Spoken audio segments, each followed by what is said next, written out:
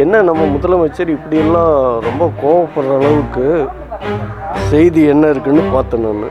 பாஜகவுக்கு வந்து நீங்கள் ஆதரவு அளிக்கிறீங்க, அதாவது மத்திய அரசு ஆதரவு தெரிவிக்கிறீங்களா?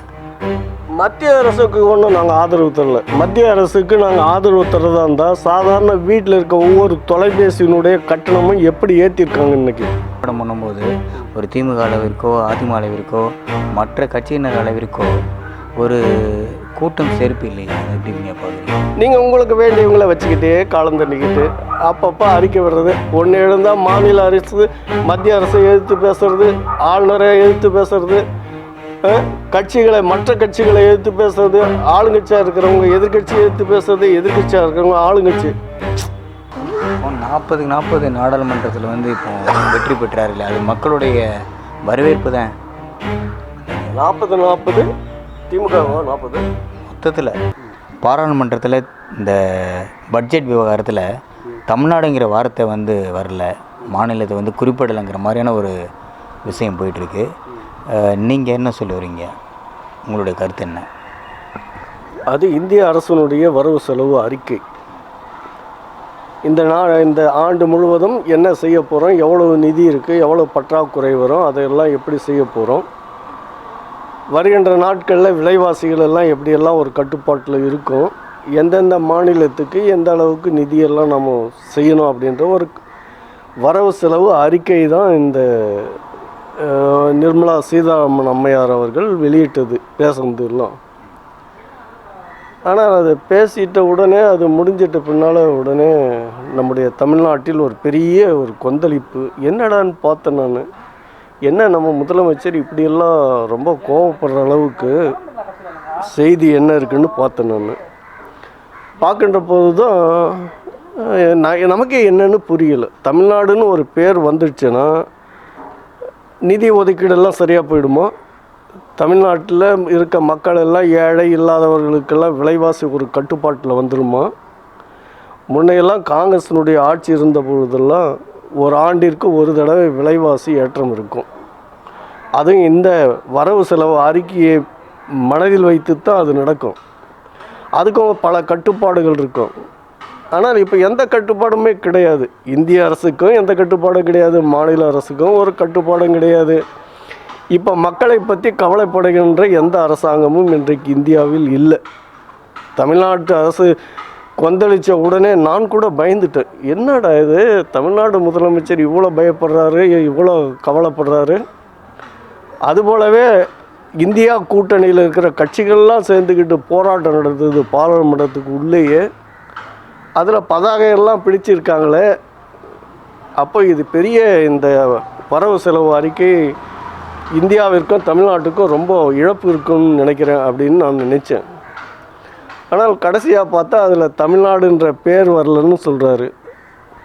சரி, தமிழ்நாட்டு அரசினுடைய வரவு செலவு அறிக்கையை நாம் பார்த்தா அதில் என்ன ஒவ்வொரு மாவட்டத்தினுடைய பெயரும் வருமா? தருமபுரி மாவட்டத்துக்கு இவ்வளவு, சென்னை மாவட்டத்துக்கு இவ்வளவு, திருச்சி மாவட்டத்துக்கு இந்த செலவுக்கு இது இப்படியெல்லாம் வருமா? திருச்சி, கன்னியாகுமரி, கோயம்புத்தூர், தஞ்சாவூர், இப்படி மாவட்டத்துக்கெல்லாம் பேர் வருமா வரவு செலவு அறிக்கையில்?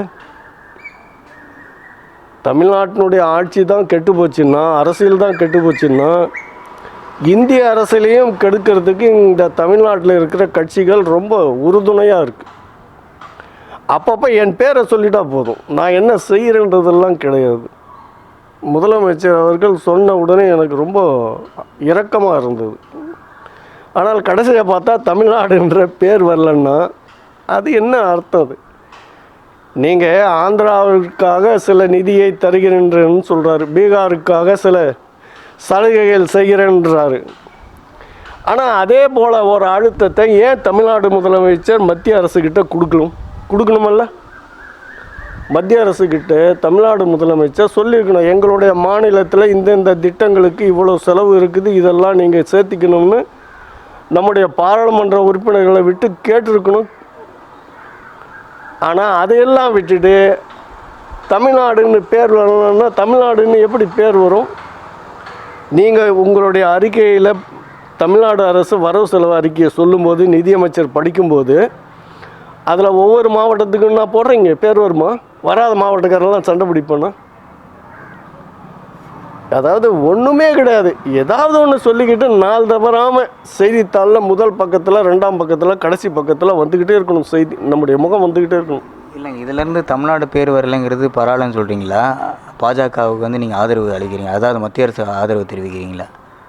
மத்திய அரசுக்கு ஒன்றும் நாங்கள் ஆதரவு தரல. மத்திய அரசுக்கு நாங்கள் ஆதரவு தரதா இருந்தால் சாதாரண வீட்டில் இருக்க ஒவ்வொரு தொலைபேசியினுடைய கட்டணமும் எப்படி ஏற்றிருக்காங்க இன்றைக்கி, எந்த திட்டத்தை வச்சு, எந்த வரவு செலவை வச்சு அவங்களுக்கு லாபம் வேணுன்றதுக்காக இதை ஏற்றிருக்காங்கன்னுட்டு இந்திய அரசாங்கம் ஒப்புதல் அளிச்சிருக்குதா? அளிச்சிருக்கணுமல்ல. ஒப்புதல் அளிக்காமல் எப்படி இவ்வளோ ஏற்றுறாங்க? 25% ஏற்றுறாங்களே கண்ணை மூடிக்கிட்டு. 2 மாதத்துக்கு இருந்தது, 1.5 மாதத்துக்கு இருந்தது. ஒவ்வொரு நாளும் இன்றைக்கி கணக்கு போட்டு 28 நாள் கொண்டு வந்துட்டீங்க, இன்னும் 10 நாள் 15 நாள்ன்ட்டு கொண்டு வருவீங்க. அப்புறம் அன்றாட காசு கட்டிக்கிட்டே இருக்கணும். அது இல்லாமல் செல்ஃபோன் இருக்குது. செல்ஃபோனுடைய உபயோகத்தை ஒரு வீட்டில் ஒரு தொலைபேசி இருந்த காலம் போய் ஒரு வீட்டில் 10 உறுப்பினர் இருந்தால் 10 உறுப்பினர் கையிலும் 10 தொலைபேசியும், அவர்களுக்கு ஆதார் அட்டை, அவங்களுக்கு வங்கி கணக்கு, இப்படி எல்லாவற்றையும் எல்லாத்தையும் வச்சுக்கிட்டு எல்லோரும் செல்லை கையில் வச்சுக்கிட்டு தான் நடமாட முடியும், வெளிநாட்டுக்கு பயணப்பட முடியும், எங்காவது போக்குவரத்துக்கு பதிவு பண்ண முடியும், வங்கி கடன் வாங்க முடியும், எந்த ஒரு படிப்புக்கும் போக முடியும், கல்வி பயில முடியும்னா அதை எப்படி இவ்வளவு நாளும் இந்த இந்திய அரசாங்கம் அனுமதிச்சுக்கிட்டு இருக்கு? இந்திய அரசாங்கத்தில் எதிர்க்கட்சியாக கடந்த 30 பாராளுமன்ற உறுப்பினர் கடந்த தேர்தலில் 39 பேரும் திமுகக்காரங்க, திமுக அரசியல் கூட்டணி, இன்றைக்கும் அதே மாதிரி அரசியல் கூட்டணி. அப்படி இருக்கிற கட்சி இத்தனை நாள் அதை பற்றி ஏன் குரல் கொடுக்கல? இப்போ கூட முதலமைச்சர் பேசியிருந்தாரோ, நான் அதை தான் பேசுவாரோன்னு நினச்சேன் நான். என்ன மக்கள் மேலே இப்படியெல்லாம் கொண்டு வந்து திணிக்கிறீங்களே, தனியார் மையத்தை இப்போ இந்தியாவிற்குள்ளே கொண்டு வந்துட்டீங்களே, தனியார் மையம் பெருக்கிறதுனால இந்தியாவில் குறிப்பாக தமிழ்நாட்டுக்காரர்கள் எந்த முதலாளிகளும் ஆவதற்கான வாய்ப்புகள் இல்லையே, தமிழ்நாட்டுக்காரர்கள் படித்துவிட்டு வேலை இல்லாமல் இருக்காங்களே தமிழ்நாட்டு மாணவர்களுக்கு, நான் அவர்களுக்கு மாதந்தோறும் 1000 ரூபாய் கொடுக்குறேன்னு, இந்த 1000 ரூபாய் கொடுப்பது எங்களுக்கு தண்ட செலவு. தமிழ்நாட்டில் படித்தவங்களுக்கு தமிழ்நாடு முழுவதுக்கும் இந்தியா முழுவதற்கும் வேலையை கொடுக்கணும்னு சொல்லியிருக்கணும். அதுக்கு தான் பேசுவார்னு நான் இருந்தேன். அண்மையில் கூட கர்நாடக அரசு ஒரு அறிக்கையில் சட்டமன்றத்திலே ஒரு சட்டம் போல் கொண்டு வந்திருக்காங்க. கன்னடம் படித்தவர்களுக்கு தான் கர்நாடகத்தில் வேலைன்னுட்டு. அதை நம்மளாம் வரவேற்கணும். என்னென்னா அந்தந்த மாநில மொழியை வளர்க்க வேண்டியது தான் மாநிலத்தினுடைய கடமை. ஆனால் தமிழ்நாட்டில் அப்படி இருக்கா? தமிழ்நாட்டில் தமிழ் படித்தவங்களுக்கு தான் வேலைன்னுட்டு இருக்கா? அல்லது தமிழ் படித்தவங்கள இன்றைக்கி 20% கூட கொண்டு வர முடியல. 70, 90, 80% மேலே ஆங்கிலத்தை கொண்டு வந்து தமிழ்நாடு அரசு நடத்திக்கிட்டு, தமிழ்நாட்டில் ஆங்கிலம்தான் தாய்மொழி போல், தமிழ்நாட்டில் ஆங்கிலம் இல்லைன்னா எதையுமே செய்ய முடியாதுன்ட்டு தெருவாக ஆங்கிலத்தில் எழுதி வச்சுருக்காங்க. ஆங்கில விளம்பர பலகையெல்லாம் வேண்டும்னுட்டு நாங்கள் போய் முதலமைச்சருடைய அறையிலே கடிதம் கொடுத்துட்டு வந்தோம். ஆனால் முதலமைச்சர் நேற்று முந்தைய நாள் சொல்கிறாரு, தமிழ் எங்கேயும் இல்லைன்ற ஒரு குறை வந்துடக்கூடாது, அதனால் நீங்கள் தமிழில் எழுதுங்கன்னுட்டு யார்கிட்ட சொல்கிறாரு? ஆணை போட்டு அதை செயல்படுத்துங்கன்னா அதிகாரிகள் கிட்ட சொல்லணும். அதிகாரிகள் அதை செயல்படுத்தணும். தமிழ்நாட்டினுடைய ஆட்சி மொழி சட்டம் இருக்குது, தமிழ்நாட்டினுடைய கல்வி மொழி சட்டம் இருக்குது. தமிழ் படித்தால் தான் வேலை 100க்கு 100% இருந்தது. அதே இந்த திராவிட கட்சிகள் வந்து தான் எல்லாத்தையும் கெடுத்து கீழே இறக்கி அப்புறம் தமிழுக்கு முன்னுரிமைன்னு 20%, தமிழுக்கு பின்னுரிமைன்ட்டு 20%, 15%. இதையெல்லாம் மறைக்கிறதுக்கான, தன்னால் எதுவும் செய்ய முடியவில்லையேன்றதை மறைக்கிறதுக்காக இப்போ மத்திய அரசு மேலே பழி சொல்கிறேன். நீங்கள் என்ன செஞ்சீங்க? தமிழ்நாட்டில் எந்த ஏழைக்கு தனியாக ஒரு தொழில் தொடங்கிறதுக்கு அனுமதி இருக்குது? இந்த தொழிலை தமிழ்நாட்டுக்காரங்க தான் தொடங்கணும், தமிழ்நாட்டு முதலாளிகள் தான் தொடங்கணும்னு ஏதாவது இருக்கா? அல்லது உழுதவனுக்கு நிலம்னு ஒரு காலத்தில் ஒரு சட்டத்தை போட்டீங்க. அப்போ தமிழ்நாட்டுக்காரனுக்கெல்லாம் தமிழ்நாட்டினுடைய தொழில் வணிகமெல்லாம் சொந்தமாக இருக்கணும். தமிழ்நாட்டினுடைய கப்பல் கூடமெல்லாம் எடுத்தால் அது யாரோ எந்த மாநிலத்திலிருந்தோ வந்து இங்கே பண்ணுறோம். ஆனால் தமிழ்நாட்டில் இருந்த பொதுத்துறை போயிடுச்சு, கூட்டுறவுத்துறை, கூட்டுறவு படித்தவங்களுக்கோ அல்லது தொழில் தெரிஞ்சவங்களுக்கோ இருக்க கூட்டுறவு போயிடுச்சு. இந்த நாடு எதுக்குமே பயன்படாத அளவுக்கு போயிடுச்சு.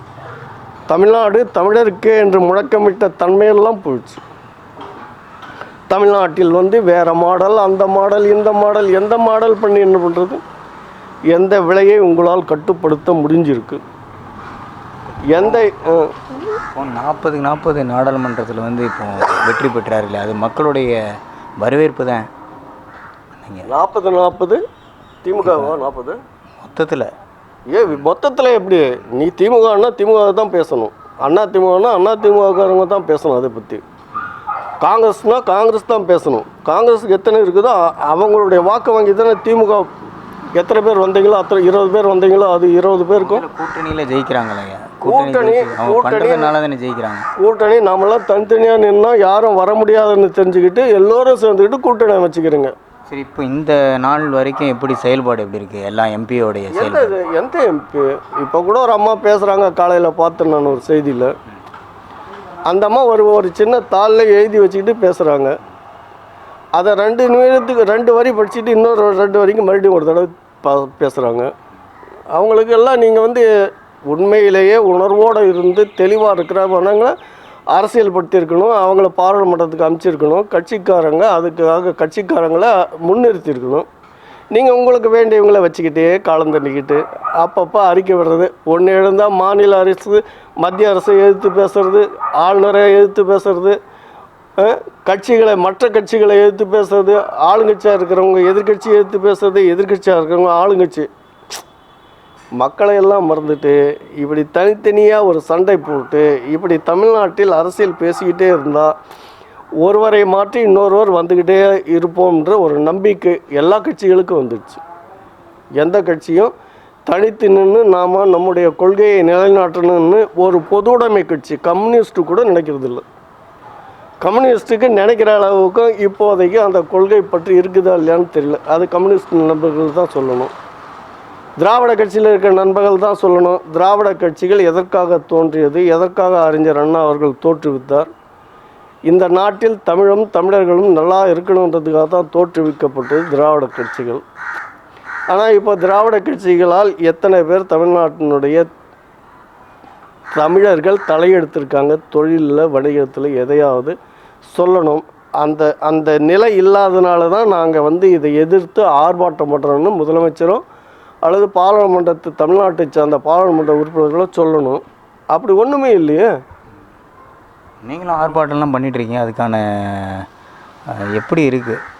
நாங்கள் ஆர்ப்பாட்டம் பண்ணுறோன்னா நாம் மக்கள் நினைக்கிறத முன் வச்சு நம்ம சொல்கிறோம். நாம் இன்னும் அதை நடைமுறைப்படுத்துகிற இடத்துக்கோ அதை பற்றி கேள்வி கேட்குற இடத்துக்கோ நம்ம இன்னும் முன்னேறலை. இன்னும் நீங்கள் நம்ம ஆர்ப்பாட்டம், அதாவது நீங்கள் ஆர்ப்பாட்டம் பண்ணும்போது ஒரு திமுக அளவிற்கோ அதிமுக அளவிற்கோ மற்ற கட்சியினர் அளவிற்கோ ஒரு கூட்டம் சேர்ப்பு இல்லையே, அது எப்படி நீங்கள் பார்க்குறீங்க? கூட்டம் மக்களுடைய விருப்பம், அது மக்களுடைய விருப்பம் கிடையாது. இப்போ என்னென்னா, கொஞ்ச நாளைக்கு முன்னையே ஒரு நடிகரை பார்த்து நடிகர் கட்சி தொடங்கினா அதுக்கு தானாகவே ரசிகர்கள் எல்லாம் ஒரு படை அமைக்கிறது. ஒரு கட்சி 2ஆக பிரிஞ்சிடுச்சுன்னா அந்த 2ஆக பிரிஞ்சிட்டா தன் பக்கம் இல்லாத நியாயங்களை கூட ரொம்ப தாழ்வாக பேசி அதுக்கு உரிய ஆட்களை சேர்த்திக்கிறது. இப்பொழுது பார்த்தா எந்த அரசியல்வாதியும் ஏழை இல்லை. எந்த அரசியல் பண்ணுறவங்களும் ஏழையாக அரசியல் பண்ண முடியாதுன்ற ஒரு சூழ்நிலை வந்துடுச்சு. தமிழ்நாடு முழுவதும் பார்த்தோம்னா ஒரு தேர்தல் நடக்கணும்னா எத்தனையோ 1000 கோடி ரூபாய் செலவு பண்ணுறாங்க. ஈரோடு தேர்தலில் 400 கோடி ரூபாய் செலவு ஆனதான் இடைத்தேர்தலுக்கு. எதற்கான செலவுங்க? எதற்காகன்னா அவங்க தான் சொல்லணும். என்ன சாதாரண பிரஜை நிற்க முடியாதா? பிரஜை நிற்கிறதுக்கு எங்கே முடியும்? சாதாரண ஒரு குடிமகன் போய் பேசுகிறத கேட்கறதுக்கு மக்களுக்கு நேரம் இல்லை.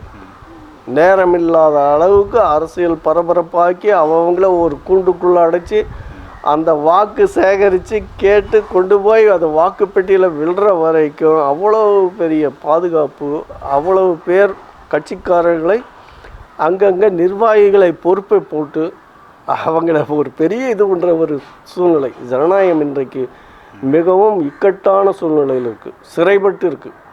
ஏங்க ஒரு சுயேட்சையாக என்னன்னா கூட உங்களுக்கு வந்து பணம் சொத்து இது எல்லாமே இருக்கணுமா எப்படிங்க? ஒரு சுயேட்சையால் கூட விளம்பரம் தேவையா? தேர்தலுக்கு நமக்கு பணம் இருக்கணும், பணம் படைத்தவர்கள் தான் நிற்கணும்ன்ற எந்த விதியும் கிடையாது. யார் வேண்டுமானாலும் நிற்கலாம். அதற்கான காப்பு தொகையை கட்டணும், அவ்வளோதான். நீங்கள் எவ்வளோ நாளும் செலவு பண்ணலாம், செலவு பண்ணாமல் இருக்கலாம், நியாயமான வழியில் செலவு செய்யலாம். ஆனால் அதையெல்லாம் இப்போ வந்து நம்ம சொல்ல முடியாது. ஆனால் இப்போ பாராளுமன்றம் நடக்கிறத வச்சு மட்டும் பேசணும்னா பாராளுமன்றமும் சட்டமன்றமும் மக்களுக்கானதாக இருக்கணும் இல்லையே. போவங்க. இப்போ பாராளுமன்றத்தில் எம்பி தேர்தலில் அதிக அளவில் மொத்தமாகவே வந்து திமுக வந்து ஜெயித்தது கூட்டணி வைத்து. ஸோ அதுக்கடுத்து வந்து ஒவ்வொரு கட்டமும் திமுகவுடைய மக்களுக்கான நன்மைகளை வந்து எப்படி செய்யும் திமுக அப்படின்னு நினைக்கிறீங்க? ஏன்னா இதற்கு முன்னாடி எப்படி இருந்தது எம்பி பதவி இல்லை என்ன பண்ணாங்க? நான் இந்த மறுபடியும் ஒன்று மனதில் வச்சுட்டேன். முதலமைச்சர் கொதிப்படைஞ்ச உடனே நான் நினச்சேன், கடந்த காலத்தில் என்னென்ன தமிழ்நாடு இழந்ததோ அதெல்லாம் மீட்டுடுவோம்ன்ற நினைப்பில் நாம் இருந்தோம்.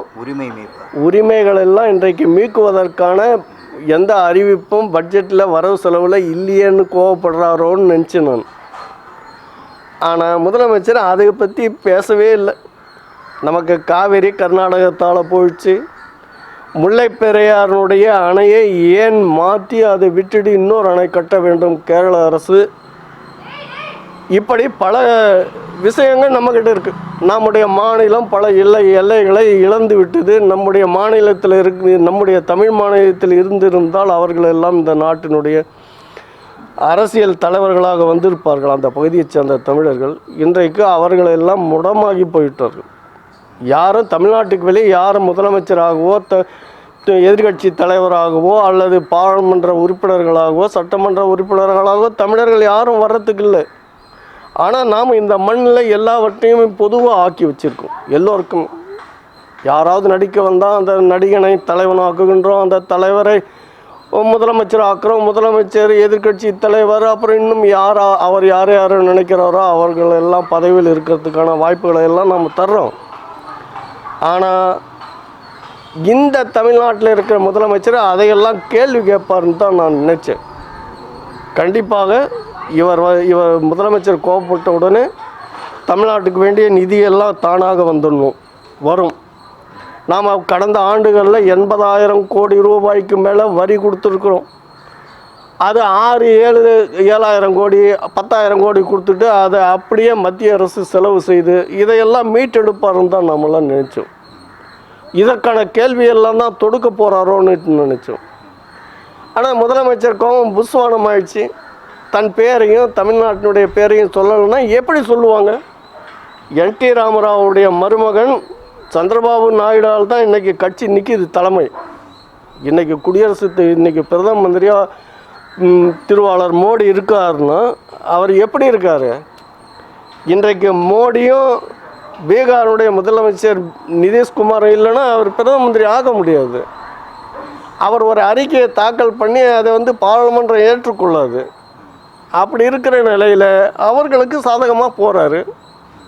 ஆனால் நீங்கள் ஆட்சியில் அந்த மாதிரி காங்கிரஸுக்கும் பாரதிய ஜனதாவுக்கும் துணை நின்றப்போ என்ன தமிழ்நாட்டுக்கு வாங்கிட்டு வந்தீங்க? நாம் கேட்க வேண்டியது, நீங்கள் மற்றவர்கள் வாய்ப்பை வச்சு பயன்படுத்துகிறோம். ஆனால் தமிழ்நாட்டினுடைய திராவிட முன்னேற்ற கழகமும் அண்ணா திராவிடமுமே என்ன பண்ணிட்டு இருக்கீங்க? நீங்கள் இந்திரா காங்கிரஸோட கூட்டு சேர்ந்தீங்க, வாஜ்பாயோட கூட்டு சேர்ந்தீங்க, மன்மோகன் சிங் இருக்கும் போதே கூட்டு இருந்தீங்க. இலங்கை பிரச்சனையை தீர்த்தீங்களா? உங்களுடைய கூட்டு இல்லைன்னா இந்திரா காங்கிரஸ் அன்றைக்கி ஆட்சியில் இருக்க முடியாது. அன்றைக்கே இந்த மாதிரி பேசலை, அன்றைக்கே திராவிட மாடல்னு பேசலப்போ, அன்றைக்கே தமிழ்நாட்டுக்கான உரிமை பறிபோகுதுன்னு ஏன் பேசலை? நேற்று கூட நான் நினச்சேன், நேற்று என்னென்னா இலங்கை கடற்படையினால் தமிழ்நாட்டினுடைய மீனவர்கள் கச்சத்தீவு பகுதியில் மீன் பிடிச்சிட்டு இருக்கும்போது அவர்களை சிறைப்பிடிச்சிட்டாங்கன்னு தொடர்ந்து செய்தி வந்துகிட்டே இருக்கு.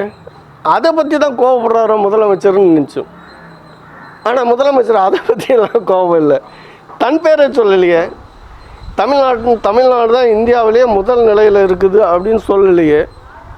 தமிழ்நாட்டினுடைய எய்ம்ஸ் மருத்துவமனைக்கு ஏன் பணம் தரல, மதுரை மருத்துவமனையை தொடங்கிறதுக்குன்னு கேள்வி கேட்குறீங்களே. அது அது தொடங்காததுனால என்ன போனது தமிழ்நாட்டுக்கு? எய்ம்ஸ் மருத்துவமனை என்ன தமிழ் சித்த மருத்துவத்தை கொண்டு வந்தது? ஆங்கில மருத்துவத்தை அடிப்படையாக வச்சுட்டு தான் ஆயிரக்கணக்கான மருத்துவமனை இருக்கு. எதுக்கு எய்ம்ஸ் மருத்துவமனை வேறு? மறுபடியும் முதலமைச்சருடைய குரல் தமிழ்நாட்டின் பக்கம் இருக்கணும், தமிழ் மொழியின் பக்கம் இருக்கணும், தமிழ் மக்கள் பற்றியே இருக்கணும். எய்ம்ஸுங்கிறது மக்களுக்காக தானே ஒரு மக்கள் கேட்குறாரு. மக்களை எல்லாரையும் நோய்வாய்ப்பட்டு அவங்க போய் சேர்ந்தாங்கன்னா அது அவங்களா போய் சேர்றது. ஆனால் நீங்கள் எதுக்கு 5000, 5 லட்சம், 6 லட்சம் உதவித்தொகை தரீங்க? ஒரு நோய் வந்தால் அவங்களுக்கு உடல் உறுப்பு மாற்று கண்டது போனதெல்லாம் போட்டு எதுக்காக போட்டு அந்த மருத்துவமனைக்கு இவங்க 5 லட்சம் 10 லட்சம் ஒரு நோய்க்கு தரீங்களே, எது கொடுக்குறீங்க?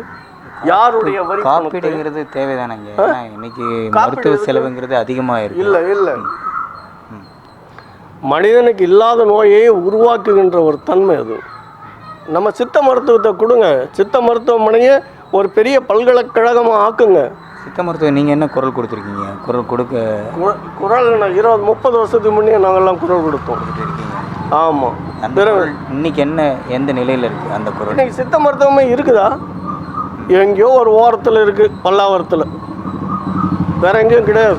அதுவும் சென்ட்ரல் கவர்மெண்ட்டுடைய, அதாவது மத்திய அரசில் கட்டமைப்பு. மாநில அரசு எதுக்கு குரல் கொடுக்கணும்?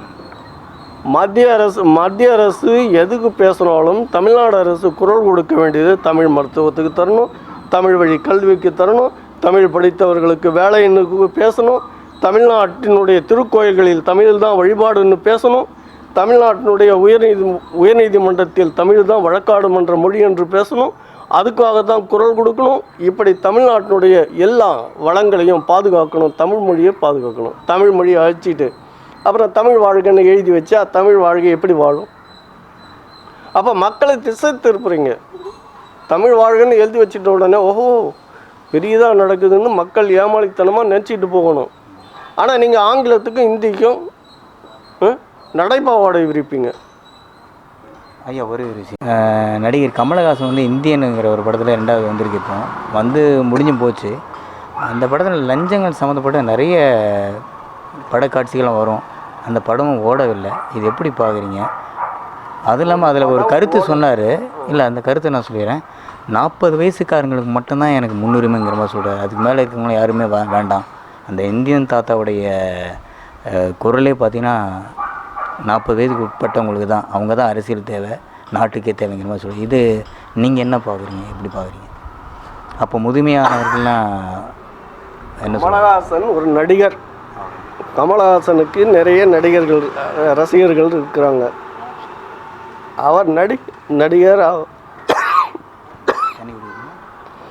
அவர் அவருடைய தொழிலை பற்றி மட்டும் பேசியிருந்தால் நாம் ஒன்றும் சொல்ல மாட்டோம். அவர் வந்து ஊழல் ஒழிக்க வந்தவர் அப்படி இப்படின்ட்டுலாம் இந்தியன் படம் எடுத்தார். அப்புறம் இன்னொரு படம் இப்போ எடுத்தாங்க. இந்த விமர்சனத்துக்குள்ளே நாமெல்லாம் போகவே முடியாது. ஏன்னா அது வந்து நமக்கு தகுதியானதல்ல. அன்னைக்கு நடிகராக இருந்தார், இப்போ கட்சி தலைவராக இருக்கார். அப்போ நடிக்கிறதும் இப்போ நடிக்கிறதும் வித்தியாசம் இருக்குது. மக்களுக்கிட்ட இருக்கிற ஒரு பெரிய மூடத்தனம். ஏன் சினிமாக்காரனை நடிகனை அரசியல்வாதியாக அரசியல் தலைவனாக ஆக்குறீங்க?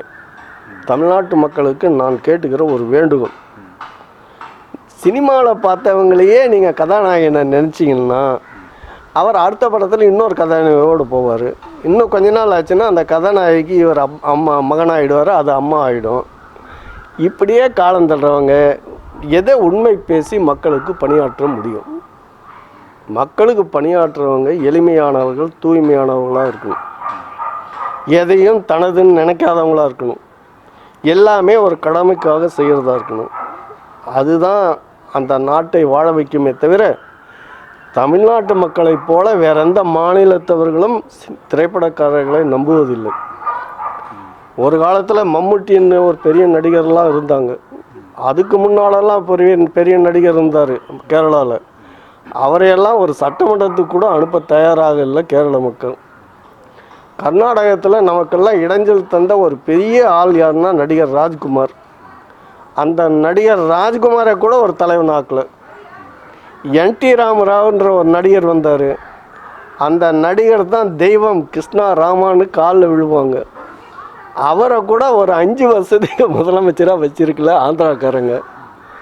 ஆனால் தமிழ்நாட்டுக்காரங்க தான் எந்த நடிகன் வந்தாலும் ஒரு 25-30 வயசு வரைக்கும் அவனே முதலமைச்சராக இருந்து அவனே எதிர்க்கட்சி தலைவனாக இருந்து அவர்களே இந்த நாட்டை ஆண்டு குட்டிச்சுவராக்கி கடைசியாக சாகிற வரைக்கும் அவங்களுடைய படத்தை வச்சுக்கிட்டு தமிழ்நாட்டில் அரசியல் பண்ணுற கேடு தமிழ்நாட்டில் இருக்குது. இப்போது கூட தமிழக வெற்றி கழகம் தலைவராக வந்து நடிகர் விஜய் வந்திருக்கிறாரு. இப்போ அவர் என்ன பாணி எடுத்திருக்காருன்னா, கல்வி தொகை வழங்குறங்கிற மாதிரி நிகழ்ச்சிலாம் ஏற்பாடு பண்ணி விருது வழங்குறது, மாணவர்களுக்கு உதவி பண்ணுறது, இது ஒரு அரசியல் முன்னெடுப்பாக எடுத்திருக்கிறார். இதை எப்படி பார்க்குறீங்க? நடிப்பை விட்டே நான் விலகுகிறேன், அரசியல் இறங்கியிருக்கிறாரு. அவருடைய பாதை எப்படி? நான் இப்போ உங்ககிட்ட ஒன்று கேட்டுக்கலாம்னு நினைக்கிறேன். நீங்கள் அரசியல் வந்து என்ன செய்ய போகிறீங்களோ அது தானே நல்லது தானே செய்ய போகிறீங்க. மக்களுக்கு உதவுறது, மக்களுடைய நன்மைகளுக்காக பேசுவது, மக்களோட மக்களாக இருப்பது, ஒன்று கலப்பது, சிரிப்பது, மகிழ்வது, இப்படி தானே. அதை இத்தனை நாள் சம்பாதிச்சு இத்தனை கோடி பணத்தில் எத்தனை நடத்தியிருக்கீங்க? எந்த பொங்கலுக்கு வரிசையாக நிற்க வச்சு உங்ககிட்ட தொழில் பண்ணுறவங்களையாவது சிறப்பிச்சிருக்கீங்க? எந்த பண்டிகை திருவிழான்னு நடத்தியிருக்கீங்க? எந்த மக்களுக்காக யாருக்கும் தெரியாமல் அள்ளி கொடுத்துருக்கீங்க? சொல்கிறேன், கொடுத்துருக்கீங்கன்னா அந்த கொடுத்துருக்கிற மகிழ்ச்சியை விடவா அரசியலில் வந்து முதலமைச்சராக இருக்கும்? மற்றவங்களுக்கு உதவுறதை விடவா? முதல்வர் எண்ணத்தில் தான் வர்றாரு. முதல்வர் எண்ணத்தில் எனக்கு தெரியாது. அது அரசியலில் அப்படி என்ன அதை விட பெருசாக இருக்கும். நீங்கள் சினிமாவில் நடிக்கிறவங்களுக்கு எத்தனை வரவேற்பு இருக்குது, எங்கே போனாலும் வரவேற்பு. எந்த நாட்டுக்கு போனாலும் நீங்கள் படப்பிடிப்பு நடத்துகிறீங்களா ஒரு 1000 பேர் சேர்ந்துக்கிறான். அதெல்லாம் மகிழ்வை விட தியாகிகளுக்கு அந்த மாதிரி மரியாதை கிடையாது. தியாகிகளுக்கு மக்கள் மரியாதை கொடுத்துருந்தாங்கன்னா இந்த மாதிரி சினிமாக்காரங்க காலில் விழ மாட்டாங்க, விழுந்திருக்க மாட்டாங்க. சினிமாக்காரங்க காலில் விழுந்ததுனால தான் தமிழ்நாடு இப்போ தாழ்ந்து போயிடுச்சு. தமிழ்நாட்டை பற்றிய பெருமைகளெல்லாம் போயிடுச்சு. தமிழ்நாட்டுக்காரன் டெல்லியில் நடந்தால் அந்த வேட்டியை பார்த்துட்டு வணங்கி கும்பிட்ட காலம் போயிடுச்சு. இப்போ தமிழ்நாட்டுக்காரன் எல்லார போல் இவனும் ஒரு ஊழல்காரன், எல்லார போல் இவனும் ஏமாத்தல்காரன், எல்லார போல் தனக்குன்னு வாழ்கிறவன் அப்படின்ட்டு வந்துடுச்சு. என்ன வந்துடுச்சு? இந்தியாவில் டெல்லிக்கு போனாக்க நமக்கு ஒரு மரியாதை இருந்தது. பம்பாயில் இருந்த தமிழர்கள் 20 லட்சம் 30 லட்சம் பேர் இருந்தார்கள். அவர்களை இலங்கைக்கு ஆதரவாக, இலங்கையில் தமிழர்களுக்கு ஆதரவாக போர் நடந்தபோது ஒரு தமிழனால் திரட்ட முடிஞ்சது. இன்றைக்கி அது போல் ஒரு கூட்டம் தமிழ்நாட்டில் யாரையாவது திரட்ட சொல்லுங்கள். ஒரு தமிழனால் திரட்ட முடியுமா? முடியாது. அப்போ தமிழன் இன்னைக்கு வெட்டு. உண்மையை சொல்கிறேன், நானும் தமிழன், நீங்களும் தமிழர், இருக்கிற 8 கோடி பேரும் தமிழர்கள் தான். ஆனால் இந்த 8 கோடி பேரில் ஒரு ஆள் இலங்கைக்காக ஒரு 20,000 பேர் சேர்க்க சொல்லுங்கள் பார்க்கலாம். முடியாது. நமக்கு 1000 போதைகள், 1000 மயக்கங்கள், 1000 காலையில் எழுந்து வீட்டை விட்டு வெளியே போயிட்டு மறுபடியும் வீட்டுக்கு வரும்போது இன்னொரு மயக்கத்தோடு தான் வீட்டுக்கு வராங்க. நடிகரும் இயக்குனருமான சீமான் அவர்கள் வந்தார். அவரெல்லாம் குரல் கொடுத்தாருங்க ஈழத்துக்கு. தெரியாதுப்பா, சீமானை பற்றி எனக்கு தெரியாது. இப்போ நாம் ஆட்சியில் இருக்கிறவங்கள, அது சுகங்களை அனுபவிக்கிறவங்கள தான் எனக்கு தெரியும். ஏன்னா பல தடவை நான் பார்த்துருக்கேன், இது இருக்கு. ஆமாம், சரிங்க. எல்லாம் நானும் இல்லை, மக்கள் பார்த்துருக்காங்க. சரிங்க. அதனால் அரசியல்காரங்க வந்தால், சினிமாவுக்காரங்க அரசியலுக்கு வந்தாங்கன்னா அது ஒரு மேடை போல் ஆகிடும். மேடையில் ஏறி தெருக்கூத்து ஆடுறவங்க போல் ஆகிடும். அதே வழக்கமாயிடுச்சுன்னா தமிழர்கள், தமிழ்நாடே ஒரு திரைப்பட கொட்டையாக இருக்குது இன்றைக்கி. அதுவே தொடர்ந்துச்சுன்னா தமிழர்கள் வாழ்வு என்ன ஆகுது? தமிழர்கள் பாவம் உலகம் முழுவதும் இன்றைக்கி இருக்கும். இன்னொரு பெருமை என்னென்னா, தமிழர்கள் இன்றைக்கு பல நாடுகளில் பாராளுமன்ற உறுப்பினர்கள், அமைச்சர்கள், இன்னும் சொல்ல போனால் சிங்கப்பூரில் பிரதம மந்திரியே நம்மவர் தான். பெருமை. அதுபோல் இன்றைக்கு கமலா ஹாரிஸ்ன்ற ஒரு அம்மா அமெரிக்காவினுடைய முடிசூடும் நிலைக்கு வந்துருக்காங்க. மிகப்பெரிய இந்த மண் பெற்றெடுத்தவர்கள் எல்லாம் யாரும் கீழே போகவில்லை. இந்த மண்ணில் பிறந்தவர்கள் எல்லாம் மேலானவர்கள்ன்றதை உலகம் அறியிற வகையில் இன்றைக்கு எல்லாமே நடந்துகிட்ருக்கு. ஆனால் தமிழ்நாட்டில் இருக்க மக்களுக்கு தான் அது தெரியல. தமிழ்நாட்டில் இருக்கிற பலருக்கு இது புரியல. தமிழர்கள் எப்படி வாழ வேணும்னு நினச்சிக்க தெரியல. நினச்சிக்க தெரியாமல் இருக்கிறதுக்கு ஒரு பெரிய மறைப்பு போல திரைப்படக்காரர்கள் அன்றாடம் அரசியலுக்கு வருவது, மக்களை ஏமாற்றுவதற்காக வருவது, தான் பெற்ற சுகங்களை மற்றவர்களுக்கு எந்த வகையிலும் தரலாம். யார் நம்ம என்எஸ்கே அவர்கள் தான் பெற்று சம்பாதிச்ச காசெல்லாம் யாரும் வரவங்களுக்கெல்லாம் கொடுத்துக்கிட்டே இருப்பாராம். அவர் இன்னொருத்தர் வரும்போது அவர்கிட்டயும் ஒன்றும் இல்லை. அதனால் கையில் பணம் இல்லாதனால இருக்கிற நகையை பொண்டாட்டிக்கு தெரியாமல் கொடுத்தாங்களாம், அந்த அம்மாவுக்கு தெரியாமல். கொடுக்கப்பா, அப்படியே உலகத்தை வாழ வைங்க. அரசியலுக்கு வாழ வைக்கிறதெல்லாம் ஒன்றும் கிடையாது, ஒரு பங்கீடு தான். நாம் மேலே இருப்போம், மக்கள் எல்லாரும் அவங்களுக்கு என்னென்ன வேணுன்றதை பங்கீடு செஞ்சு கொடுப்பாங்க. அதை நம்ம பார்த்துக்கிட்டு இருப்போம். அது அதிகார வர்க்கம் செய்யும். பூர்த்தி செய்வதே சந்தோஷம். அதை விட்டுட்டு இல்லை நான் வரேன், இவ்வளோ நாள் முகத்தில் போட்டிருந்த பூச்சி இனிமேல் வாயில் நாக்கில் எல்லாம் போட்டுக்கிட்டு பூச்சி வெளிப்படை நாடகமாக நடிப்பேன் பேசுவேன்னிட்டு போகிறதெல்லாம் ஒரு பேச்சு அல்ல. தமிழர்கள் முன்னேற்றம் வர வேண்டும், தமிழர்கள் வர வேண்டும்ன்றால் இந்த சினிமாக்காரர்களுடைய அரசியலெல்லாம் தொடச்சி எரிஞ்சிடணும். நேற்று வரையில் இருந்தவங்க, இன்றைக்கி இருக்கிறவங்க, நாளைக்கு வரணும்னு நினைக்கிறவங்கள கூட விட்டு தமிழ்நாடு எழ வேண்டும். அதற்கான முயற்சியை செய்தால் நமக்கு நன்றாக இருக்கும். அதற்கான முயற்சியை செய்வதற்காகத்தான் தமிழர் தன்னுரிமை கட்சி இன்றைக்கு செயல்பட்டு கொண்டிருக்கின்றது. தமிழ் தேசிய அரசியலை கையெழுத்திருக்கின்றது. மற்றபடி நாங்கள் எந்த கட்சியையும் திட்டுவதற்காக அல்ல. திட்டினால் போச்சு, திட்டுவதற்கான பதிவல்ல, திட்டுவதல்ல, எல்லோரையும் மதிக்கக்கூடியது. ஆனால் இதுபோல் போலித்தனங்களை பேசுகின்ற அவர்களுடைய அரசியலை விட்டு தமிழர்கள் வெளியே வர வேண்டும், போதைத்தனங்களை விட வேண்டும். அதுதான். நன்றி, வணக்கம். நன்றிங்க. ரொம்ப நாடாளுமன்றத்திலிருந்து தமிழருடைய உரிமையிலிருந்து என்னங்க சினிமா துறையினர் அரசியல்வாதிகளாக மாறுகிறார்கள், அந்த கருத்துக்களுக்கு நீங்கள் நிறைய பகிர்ந்துக்கிட்டீங்க. மிக்க நன்றி. அடுத்த பதிவில் பார்ப்போம். நன்றி.